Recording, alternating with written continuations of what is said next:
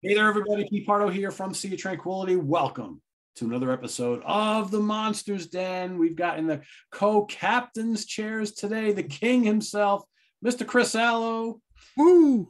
And Craig Kaminski. We've got the New York and Pennsylvania crew here today coming at you. Today's topic is actually Mr. Allo's idea. It's a good one, I think, because we've talked about these three unholy icon creatures, whatever you want to call them, before. But I don't know whether we've done an episode with all three in the same episode, and we're picking our two favorite films from each of them. So, of course, we're talking about Frankenstein, the Wolfman, and Dracula. Not just now, Universal weren't the only film company to make movies on these guys, right? We had Hammer took part in this, Paul Naschy took part in this. We've seen films throughout history that featured these guys. But what we're going to do is we're going to pick our two favorite films of each character. And again, it could be across any of these film companies, whatever. So we'll have Craig kick us off. When do you guys want to start? You want to start with Dracula? Let's start with Dracula. Okay. All right. Or whatever. What do you want to start with, Craig? Dracula's fine. Okay, cool. Dracula's totally fine. And again, thanks for having me. And I had watched a few movies myself just over this past weekend, and I through my normal methods, and then I also had to get some things on pay-per-view, so I was able to watch a few of these in Blu-ray quality on through my DirecTV, which was really cool. So one of them, and the movies that I'm going to have, with the exception of one of them, I have one that's a bona fide classic, or at least it's a great movie that I like, and then another one that is great in its own way, but it's not necessarily high art, but it's still great, and I recommend it. So starting with Dracula, my personal favorite is, I liked Christopher Lee as the Count, and the movies that he did, whenever I would see him, he just has this regal quality, his voice, his mannerisms. And my favorite of his, which I had watched recently over the weekend, is Dracula Has Risen from the Grave from 1968.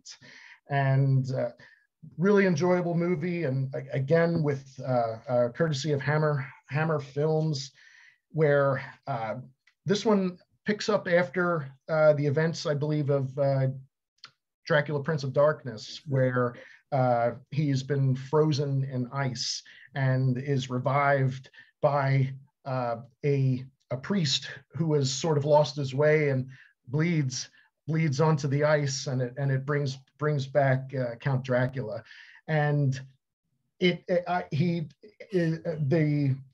only two females in the movie, where one Maria, played by Veronica Carlson, and Barbara Ewing plays Zena, the fun hot bartender who likes to drink and carouse with the men. So she was my favorite of the two of them, and just a really enjoyable movie. My favorite part in it is towards the end, where I believe his name's Paul, where he puts the stake into Count Dracula, and then has to try. He says he's an atheist and he needs to pray to fulfill the rites, and just what I think is a total badass move. The Count just takes the stake out and throws it at the guys. Is that all you got? It's just great. And there's several parts in the movie where his eyes are the bloodshot red.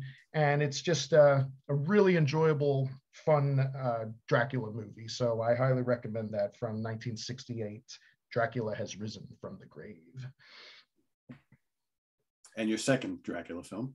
My second one is what I have long said is one of my favorite good, bad movies from 1971, Dracula versus Frankenstein. Good one. I love this movie, despite the complete ridiculousness of it. And sadly, the last movie for both J. Carrol Naish and Lon Chaney Jr. If it's not his last movie, it might be his second to last movie. Um, uh, Lon Chaney Jr. plays Dr. Frankenstein's mute assistant named Groton, who brings females back to Dr. Frankenstein so he can do his blood experiments on them. The actor who played Count Dracula in this, named Zandor Vorkov, is just completely over the top. Has a almost like a curly afro and a mustache and goatee. Whenever he speaks, it kind of echoes the way that they filmed it, and it's the Frankenstein monster is completely ridiculous looking. It's but the final fight at the end is, words cannot describe the awesomeness of the battle between Dracula and Frankenstein, where there is no winner, but it's just fantastic. It's just such a goofy movie, but yet a lot of fun and watchable, and if you get the chance to pick it up, I think it's kind of a rarity now. At least I'm not sure if it's even available on Blu-ray. It's only on some DVDs. Unfortunately, Craig, it is only, as far as I know, in the States, it's only available on Blu-ray in the big Al Adamson box set. Okay. Which it's expensive. That's the only reason I haven't picked it up. And I'm not a huge Al Adamson fan, but that's the number one movie that I wish to have on Blu-ray in that box set. That's a great pick. Yeah. It's a lot of fun. It's it's not high art, but it's just and also one of the other small characters in the movie. There's a kind of a carnival barker, a little person, a dwarf. His name's Angelo Risito, and as soon as you see him, you recognize him. He was Master Blaster in Mad Max Beyond Thunderdome, and he was also in Freaks and Todd Browning in 1932 as one of the members of the circus. So yeah, it's kind of interesting. As soon as you saw him, it's like, Master Blaster. Yeah. Master Blaster runs Bartertown. Cool. All right, Chris. That's an excellent pick there, Craig. That is fantastic trash cinema. Speaking of trash, yeah, this is also not high art, but hey, I've professed my love for trash on here quite a bit. I first saw this movie in the late 70s on TV as a kid, and I loved it because it had stuff I liked: pretty girls, Dracula, monsters, and kung fu. And it's, I believe, the last of the Hammer film series. They could not convince, no surprise, they couldn't convince Christopher Lee to star in it. So they got a guy that pretty much looks like Christopher Lee, and he's not a terrible Dracula. John Forbes Robinson, of course, I'm talking about the Seven Brothers Meet Dracula, aka Legend of the Seven Golden Vampires. Yep. I mean, yeah, it's trash, it's terrible, but it is so much fun. Peter Cushing traveling to China and going after these seven vampires who are herded together by Dracula, and there's pretty girls and boobs and tons of kung fu, and it's fairly gory for a Hammer film, and it's just a blast. I can't recommend it enough.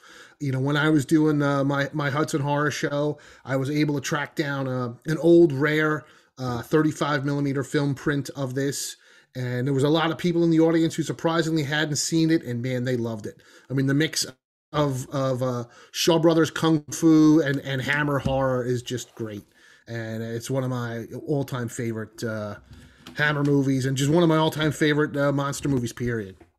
Yeah, I don't think it was the last Hammer film in that era, but it was. But I think it was the last Hammer Dracula film, right? Absolutely. I think Mr. Shatter with what's his name with the bushy eyebrows. I think that might have been the last Hammer film. Yeah, either that or to the Devil a Daughter. It was right around.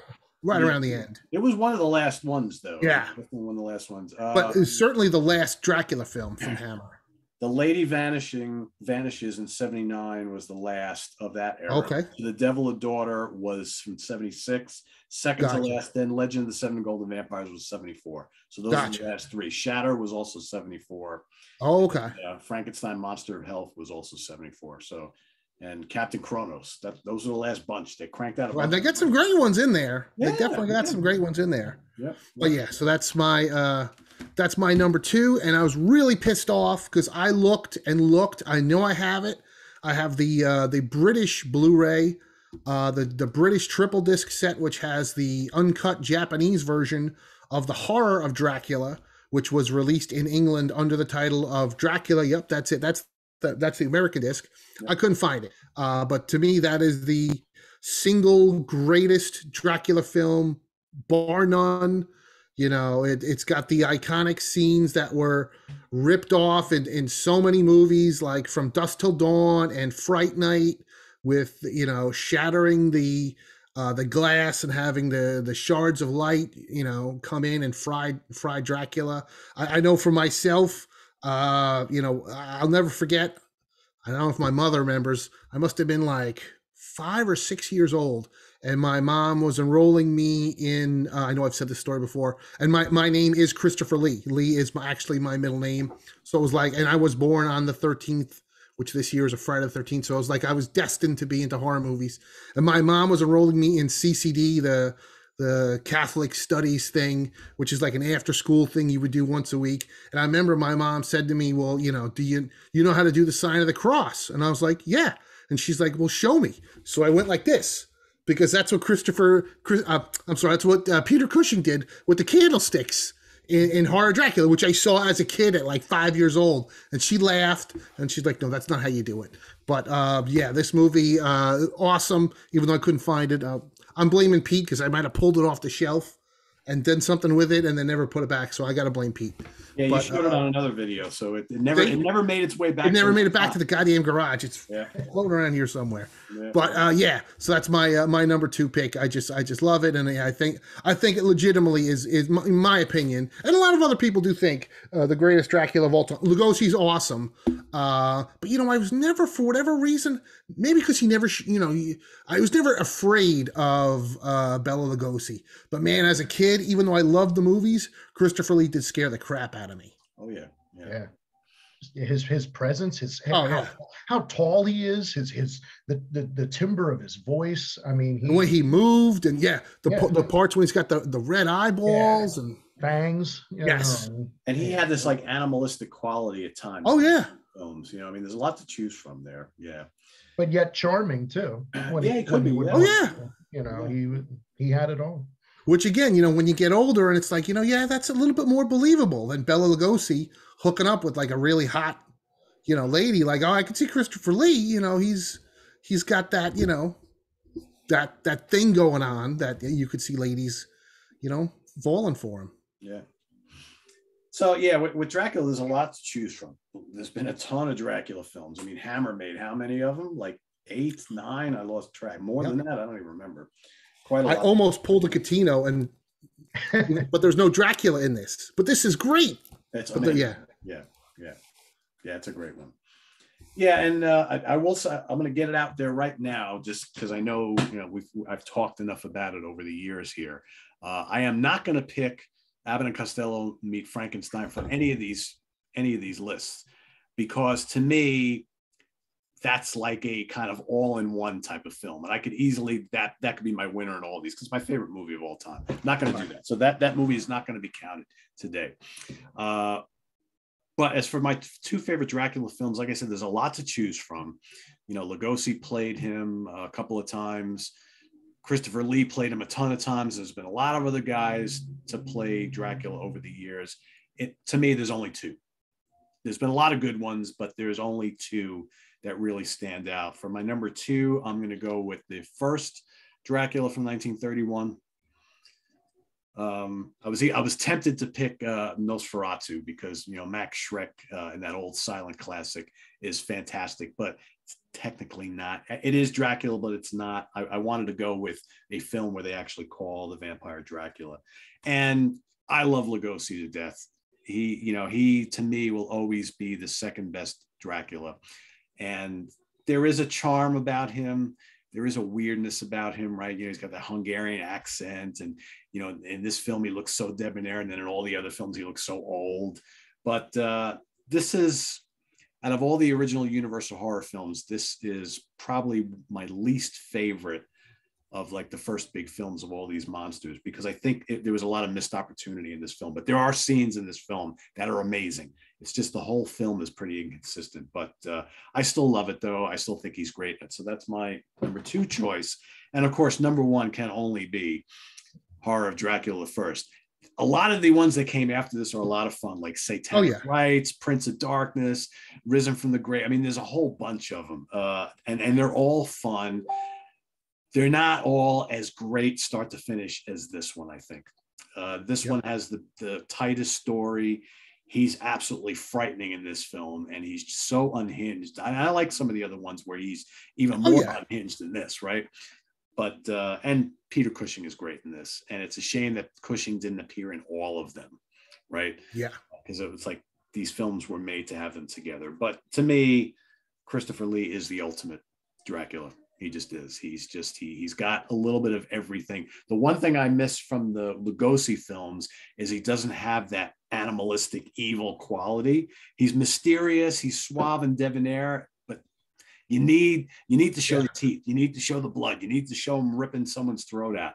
And Lee always did that. So that's what I like best about him. So that's my number 1. And back to Craig for the Frankenstein monster.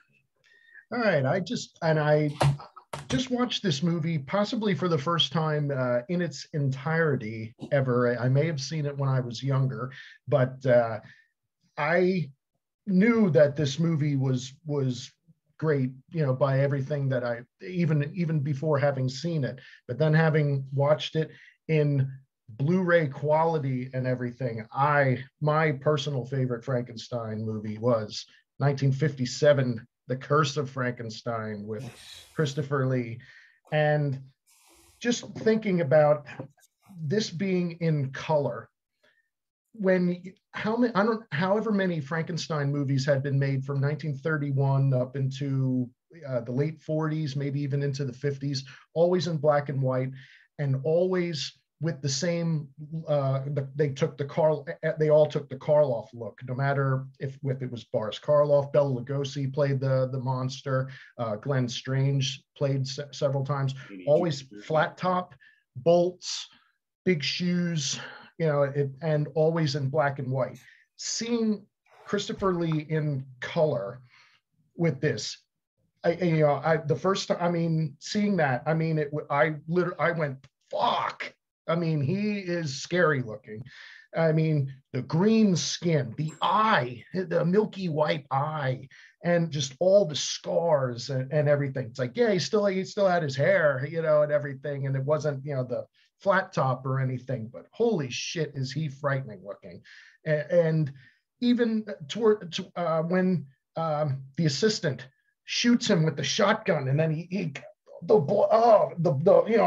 bright blood coming down his hand, and then when they show him, I thought he was dead.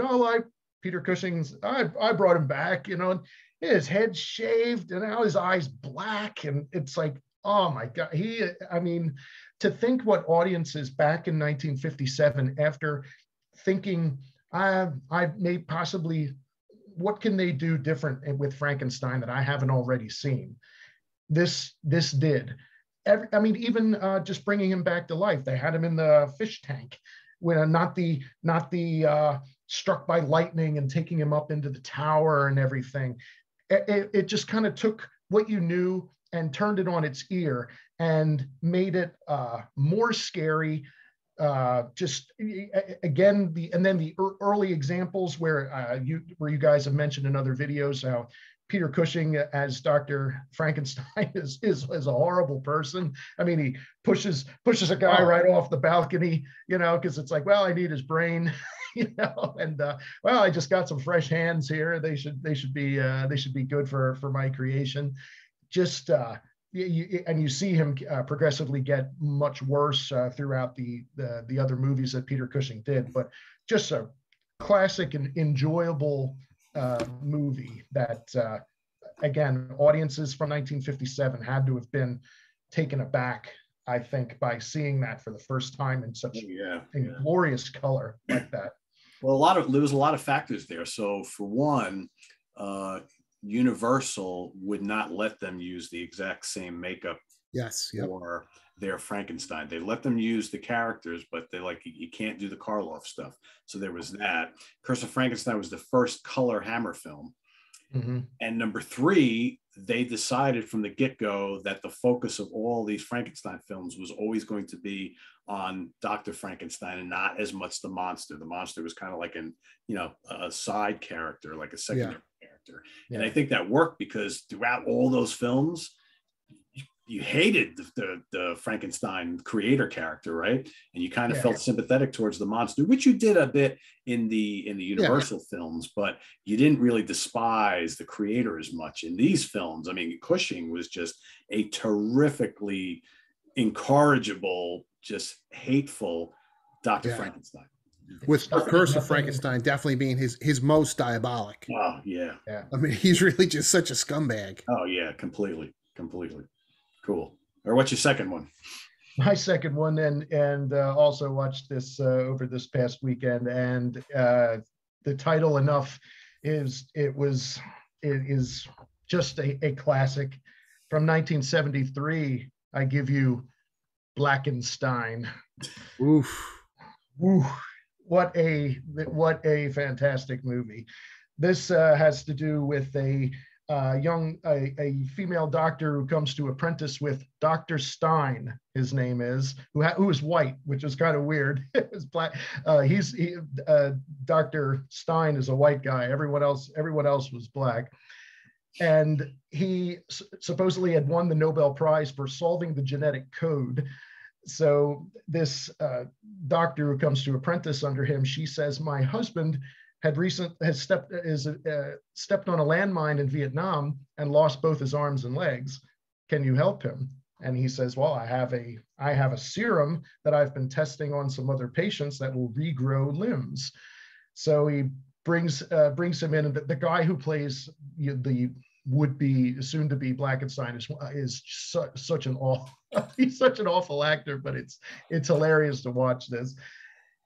What he gets his injections and everything is going fine until Dr. Stein's Igor, so to speak, a man named Malcolm, takes a shine onto the female doctor and poisons the medicine being given to her husband, turning him into the dreaded Blackenstein, who he then breaks out of the hospital and starts not only killing people, he also cannibalizes them and starts eating their guts and everything. This came out the same year as Dracula, but Dracula was, I think, a moderately successful movie. This movie was not. However, that should not skew your view of it. It's still a lot of fun, and it's a hoot, as Chris would say, and I think people would like it. I've never seen it. Oof. It's wow. This is like a really, really bad. It's good, right? It's it's so bad. I don't know if you could even say it's good. It just could be bad. Put it this way. It is very rare. There's a Blu-ray of it, which is fantastic. Not for the movie, but there is a fascinating 90-minute documentary about the movie and the guy that wrote it, and so that's definitely worth checking out. But the movie is pretty rough. I got a DVD of it years ago, and I couldn't tell you.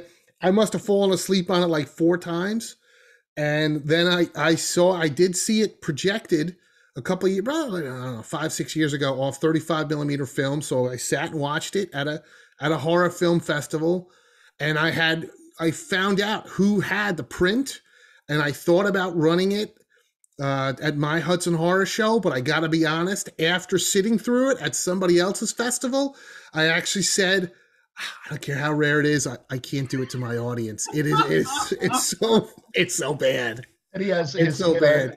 Unlike the Karloff Frankenstein with the flat top black. Oh yeah, I mean it's a fro. It's the afro. It's the 70s, man. I mean, it has its charms, but it's just at points it gets boring. Yeah, but it's fun overall. But yeah, I couldn't screen it. It was.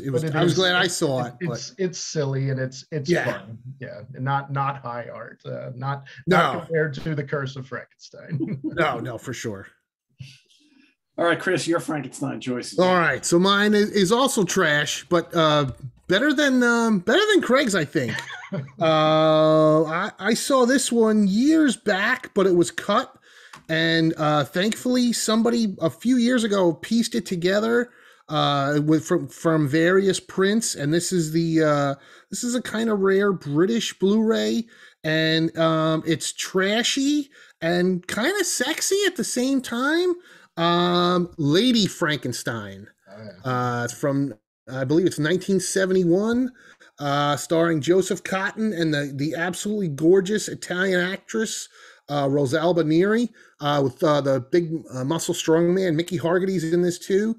And it's the old Frankenstein story, except Frankenstein, of course, has an assistant. And Frankenstein has a hot ass daughter who's also, in the medical field, and the assistant, they do a Frankenstein, and then they have the crazy idea, because the assistant is an old man, to take his brain and put it in the body of a sexy muscle builder, so that the hot Frankenstein daughter, Lady Frankenstein, can screw the assistant because she's in love with him, but he's an old man. So she wants a young, virile. It's nuts, but it's a lot of fun. It's kind of weird and kinky in spots too. Like, I'll never forget the part which I had never seen in the when I saw it earlier, because it was always cut. Like, there's a part where Rosalba Neri is screwing Mickey Hargity, if I remember right, but she wants him just for his body. So as she's screwing him and she's getting off, she slits his throat. And I remember going, holy but there's a second or two where she's still screwing him after slitting his throat. I'm like, wow, this is fucked up, especially for 1971. I mean, this is nuts. Yeah. But yeah, it's a lot of fun. The monster looks kind of shitty, but Rosalba Neri looks fucking amazing. Jesus Christ. I would, in my opinion, she's one of the hottest Italian actresses out there. And yeah, this is just a blast. I really dig Lady Frankenstein. And my number one, I had seen this. I saw a still from this movie. I started collecting famous monsters when I was about 7 years old in 1978. And yeah, I loved all the Universal stuff. And, I knew Christopher Lee and Peter Cushing, but there was maybe a half page still in some issue of Famous Monsters from 1978. And it was Frankenstein's monster crawl. It was black and white, because most, I think all the Famous Monsters was black and white. Yeah, it wasn't color at all. But he was coming out of the grave and staring right at the camera. And it's just the still scared the shit out of me. And I didn't see the movie for another couple of years, but I always loved it, because to this day, in my opinion, the most frightening Frankenstein of all time. I tracked this down on eBay. This is a pretty rare British triple disc, Frankenstein and the Monster from Hell. I think David Prowse as the Monster from Hell, he's like the Incredible Hulk, but dead and just furry and just menacing looking. I mean, he looks like he would just rip your fucking head off. Listen, I love the iconic, Karloff, and as Craig mentioned, absolutely the Glenn Strange look. But man, fucking David Prowse in this, unbelievably scary. And I met David Prowse a few times. God rest his soul. But the first time I met him, I was like, I don't give a, listen, I love Star Wars, but I gotta have an 8x10 of him as that. And he had that exact shot, that publicity still of him coming out of the grave as Frankenstein and the Monster from Hell. Peter Cushing is great in this. This is his last run as Frankenstein. Last Frankenstein film, yeah. Yeah, I love and hate the wig that he's wearing. I don't know. It's like a fucking chia pet or something. I don't understand. Why don't they just give him his normal hair? He looked great in Star Wars the year before or the year after. But they gave him this awesome wig, which I love because it looks so terrible. But man, this movie, I just love it. And this is as far as I know, the only way to get the fully uncut version is the British Blu-ray, because the American and the other Blu-rays were missing some bits and bobbles, which I've been screwed on before. I remember years ago, like buying the Paramount VHS tape, and it was totally taken from a TV print. So all the gore was cut. Like, I mean, to me, the best scene is when it's my favorite scene of any Frankenstein movie, when they take the brain out and it's just, it's at waist level and you see the brain come out and hit the floor and they accidentally step on it and it goes squirting on the floor. I mean, it's so ridiculous and it's funny, but of course it was cut in the crappy VHS tape. So yeah, you got to see the uncut one with all the blood and the guts. And yeah, that's my favorite Frankenstein. And David played the monster a couple times actually. Yes, correct. But yeah, he was. What the hell was the other one? The other one was Horror Frankenstein or something like that. Yeah, was that it? Yeah, I mean, he was more 70. He had the bald head. He was the bald head. Yep. Yeah. He was more traditional looking in that one though. This one, he really scared the shit out of me as a kid. And still, I watched it maybe I don't know, maybe a year ago with my buddy Sean or 6 months ago, and I was like, Jesus, man, he's fucking terrifying. Yeah. You know what's really weird? It's like they made all those Frankenstein films, yet the best two were the first and the last. Yeah, that's a great point. Yeah, that is because that's my other. I did grab that one. That would have been I had two honorable mentions, this one and another one. But yeah, and yeah, my favorite of the Christopher Lear series is Horror Dracula, and I love Satanic Rites of Dracula, aka Dracula and his Vampire Bride. I mean, it's kind of like Dracula meets James Bond, where he's trying to take over the world and everything. Yeah. Good stuff. All right. Well, someone's got to do it out of the three of us, right? So I'm going traditional here. And for me, there was no question on these two picks, the original Frankenstein and Bride of Frankenstein. That's, to me, all these other ones are a lot of fun and great, but these two films for me are like holy grail films. They're so amazing. They're scary. They're disturbing for like 1931 and 1935. I mean, who was doing shit like that way back then, And Karloff is amazing. Colin Clive is amazing as Dr. Frankenstein, totally different than Peter Cushing. Colin Clive was much more of a sympathetic character, and all the more amazing when you read up about it. I mean, Colin Clive, who was like in his early 30s, was a raging alcoholic while he was making these films. It's amazing. In fact, he died like a couple of years after Bride of Frankenstein. He just lived a very, very short life due to his drinking. And just great casts on these, great makeup by Jack Pierce. I watch both of these films every year without fail and have for most of my life. So, but I love the Curse of Frankenstein quite a bit. I like Glenn Strange as the monster, and Chaney Jr. was okay. Lugosi was not great as Frankenstein, in my opinion. But to me, none will ever compete with Karloff as the monster. So nice. All right, the Wolfman. Back to Craig. All right, and this time I went with two relatively normal movies. No trash. No trash. What? Movies. Although there was a lot. Hey, listen, some people on this call love trash. Yeah. Well, no. You know what? I wonder who that is. I was watching the Werewolf of Washington, where that's with Dean Stockwell, where a stinker, all right. where he plays the press secretary to the president, who happens to be on a trip in Hungary and gets bitten by a werewolf, and then goes back to Washington. It's there were werewolves on wheels. There was a biker gang, and where else can you see werewolves on hogs? But no, the two that I picked are.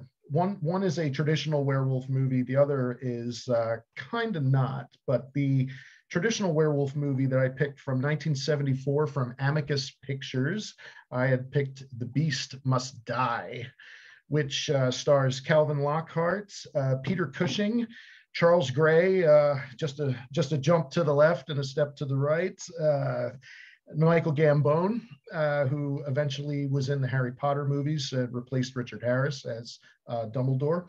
It's sort of a variation of And Then There Were None, where Calvin Lockhart invites seven people to his island, and he says, one of you is a werewolf.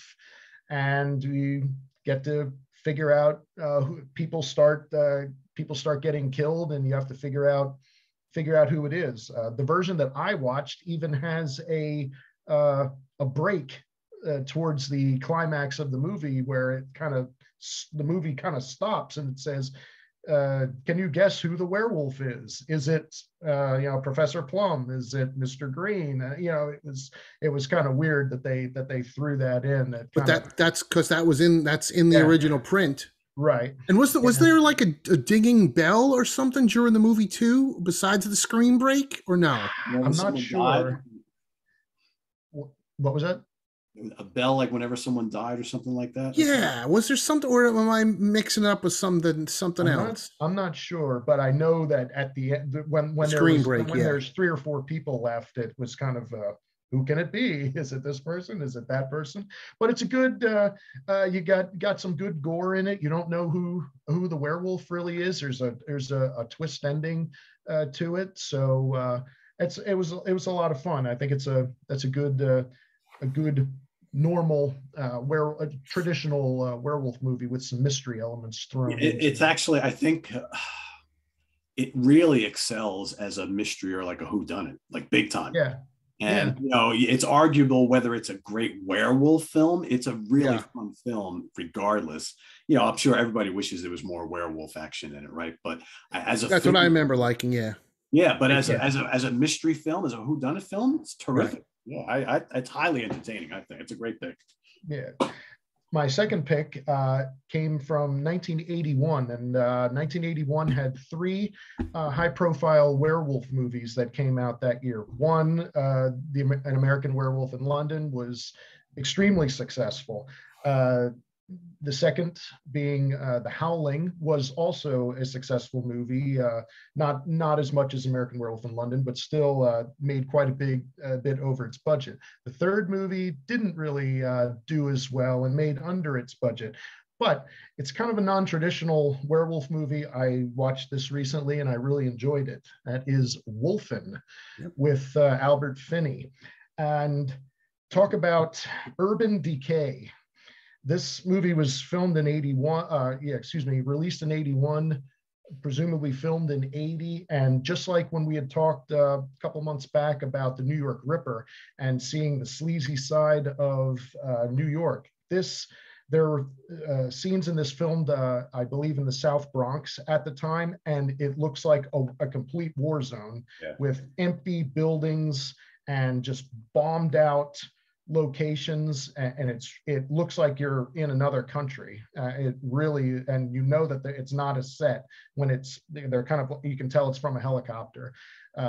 So it's really some stark difference seeing New York 42 years ago at the time. But this movie deals with some murders going on that it seems to look like that an animal has been doing it. This has an early example of thermography filming, kind of like what was done in Predator, where you would see the heat signature of people, or through the killer's perspective, but it's a little bit more primitive than how Predator looks a few years later. But it still is kind of creepy with seeing how hiding behind things, and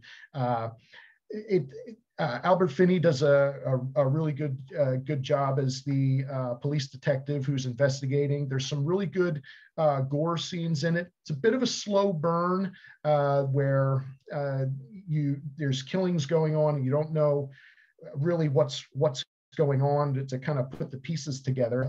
Edward James Olmos plays a Native American character who is kind of not a werewolf, but there's parts where it's really kind of bizarre, where it's almost like he thinks he is, where he's on something. But it's got some creepy elements to it, and the end of the movie is pretty satisfying once you finally get to see the Wolfman in action. So, but a fun movie, slightly non-traditional. There's people aren't transforming into wolves necessarily in this movie, but it's still pretty enjoyable and has some creepy elements and some gore to it. So, Wolfman. Cool. Yeah, it's a very underrated film. Very cool. Yeah, and I think because of the success of the other two films you mentioned, I think it kind of totally got lost in the shuffle, which is oh yeah. I won too many that year. Yeah. What are you gonna do? All right, Chris. Yeah, that was a great pick, and man, Albert Finney had two killer movies that year, right? Wolfman and the sci-fi movie with models. I always liked Looker, yeah, which I always thought was really cool, and another one that was very underrated and way ahead of its time with sort of like graphic imaging and changing people's appearances, and that's another one that people don't talk about enough. But yeah, that's good picks. My number two is a real modern one, especially for me. I think I mentioned this once before on Monsters Den for something. I don't remember what. But it's from, I don't have my glasses. I think it's from 2000 or 2001. I can't remember.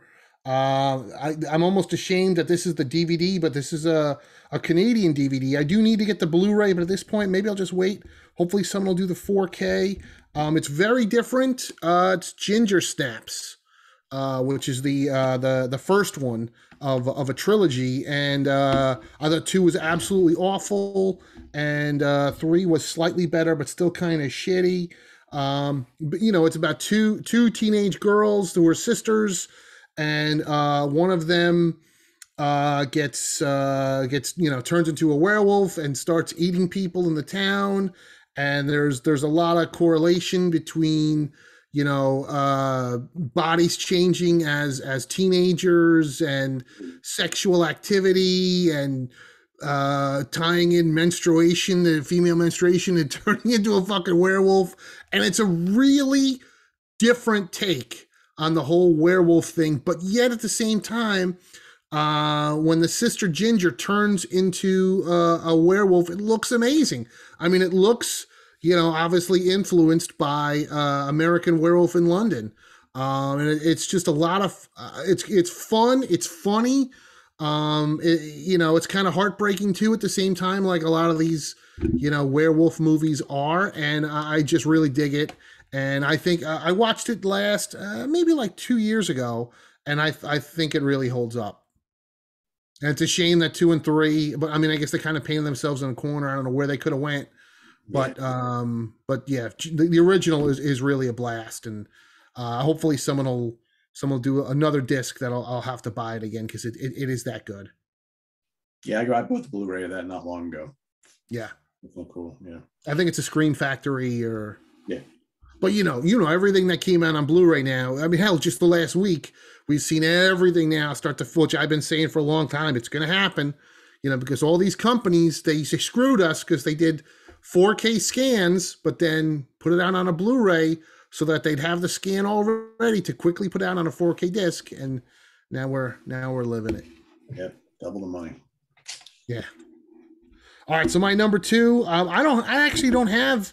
I had the DVD. I talked about it on a recent episode. I grabbed this one. This isn't it, but this is Nashi's Night of the Werewolf, but which is, I guess, my number 3. But my number 1 is really Werewolf versus the Vampire Woman. Man, I love that movie.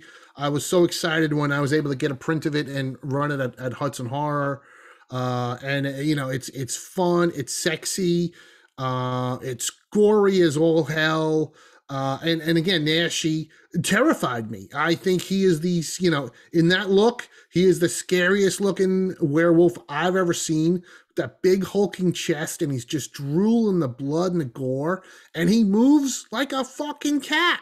I mean, he would hunt me down and chew my fat ass apart in seconds. I would have no chance, none whatsoever. So he always scared me.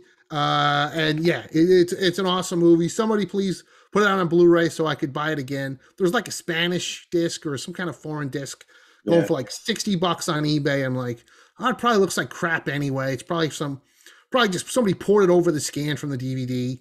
Just someone put it out again already. And because I love that movie. Yeah, I actually have a Spanish Blu-ray that I bought. Of that? And it looks really good. It wasn't nowhere near. Oh, okay. Yeah, it looks really good, actually. I'll have to see that one. Yeah, I got it on eBay from some guy down in Miami. So. Okay.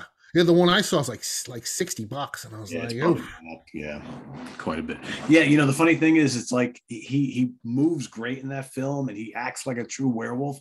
But man, some of the other films where he plays the werewolf, he's like walking around like Frank. Oh, sure.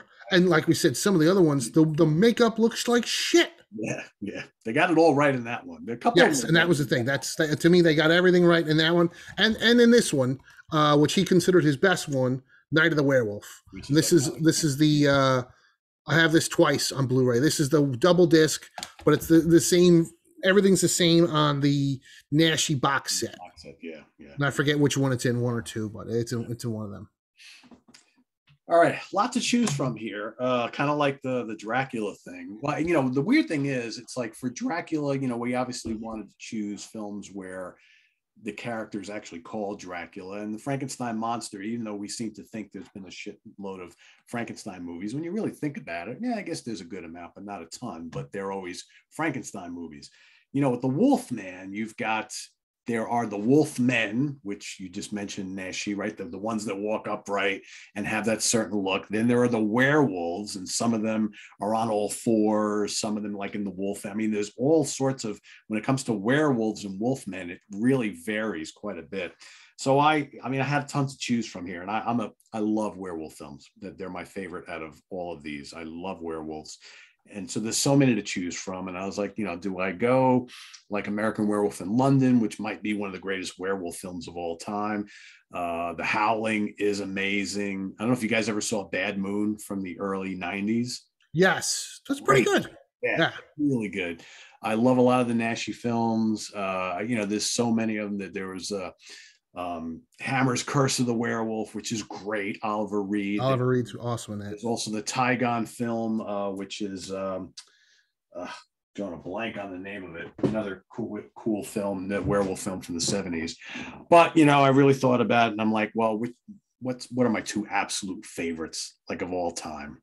Again, it's kind of a traditional pick, but I'm going to go with Lon Chaney Jr.'s The Wolfman as number 1. I watch it every year. Yeah. I love them. I love the film. It's gothic. It's creepy. It's atmospheric. I love the makeup. I love the acting and the cast. It's so good.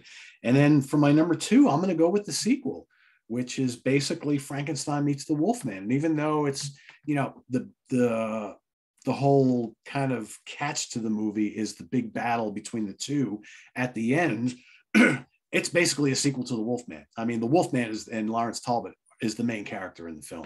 And I think he's even better and more convincing in this film than he is in the first film.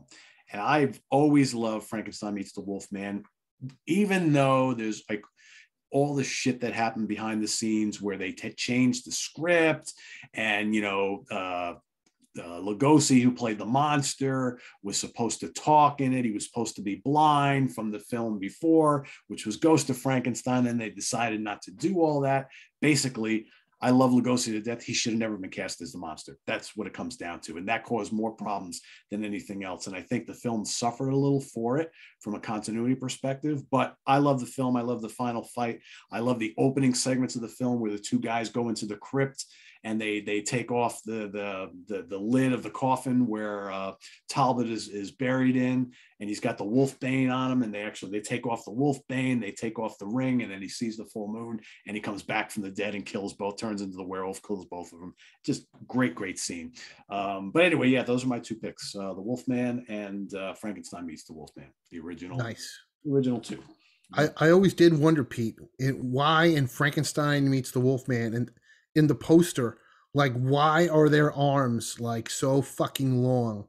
Like, yeah, it's crazy. I know.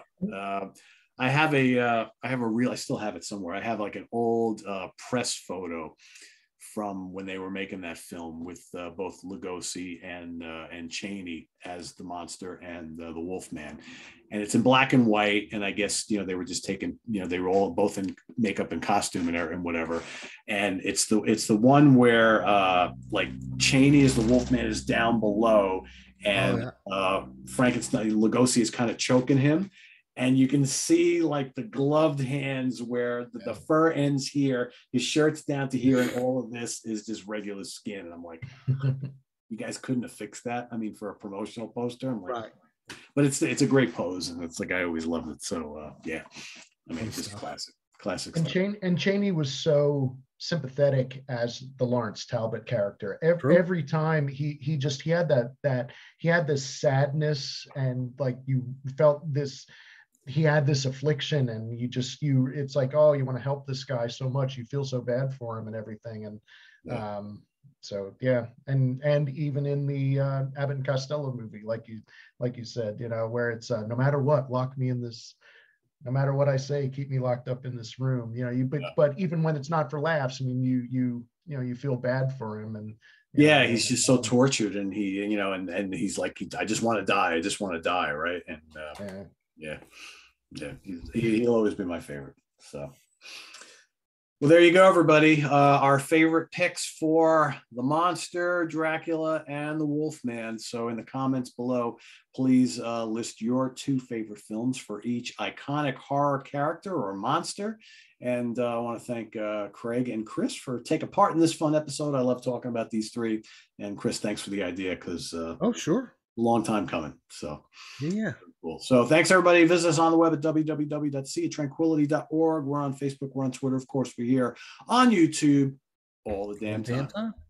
For Craig Kaminski and Chris Allo, I am Pete Pardo. We'll see you next week here on The Monsters Den. Take care.